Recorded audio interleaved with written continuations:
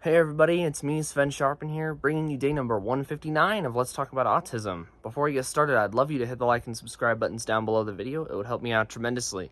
So, last night I brought up that autistic people are not only unsupported in universities, but at the end of that video I mentioned that it's also dangerous to be in universities. And today I'm going to talk in full detail why this is the case and how this would be the case. So, the first thing is, well, first of all, you're not going to be properly supported for one, and the abuse that autistic kids often go through during K through 12 tend to persist in college because the colleges, again, care more about themselves than they do their students.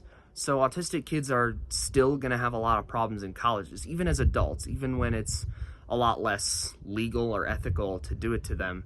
It still doesn't mean it won't happen. And another big problem is the woke mind virus that is rampant throughout these colleges and is really perpetuated by these colleges, you know, with the trans, the pro-Palestine stuff, all this crazy stuff, open borders, you know, the disdain for Trump and Christianity in these universities is just crazy. And the woke cult targets autistic people because they know we're going unsupported in these universities. And usually preceding trans identification is some kind of tragedy or abuse that happens. Like in colleges, I've seen stories. You can go on GenSpec's website and find these. There are stories of autistic young folks. I mean, I guess it's not fully confirmed, but they're very likely on the autism spectrum, where, you know, a couple months preceding a trans identification is like some sort of nasty breakup or some sort of traumatic or tragic thing that happened to them right beforehand. And this is extremely dangerous.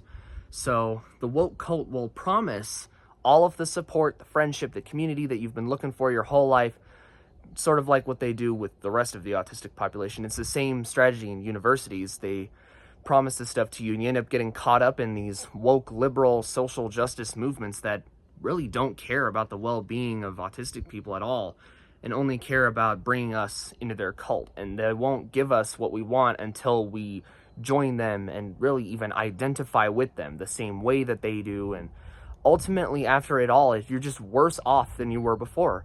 And this is extremely dangerous. There's a lot of other crap that goes on in these universities too. There could be gangs, there could be crime, there could be all sorts of horrible things. I mean, do take that with a grain of salt. I haven't quite researched a ton of this, but I do know that there's a lot of issues going on with autistic people in universities, usually with trans identification, but also lack of support, along with all of the crazy things that go on in universities that autistic kids are going to likely be caught up in. So that's really what it is that is dangerous. Again, I'm not going to college. I knew it was a scam from the very beginning, but if you're autistic and did go to college, please do share your experience with me so that we can, you know, sort of polish up the information that I have and we can get a better sort of understanding of what's really happening to autistic people in universities and why it's dangerous for us to go there. So yeah, that was day 159. I'll see you on day 160. Thank you very much for watching this video, and goodbye.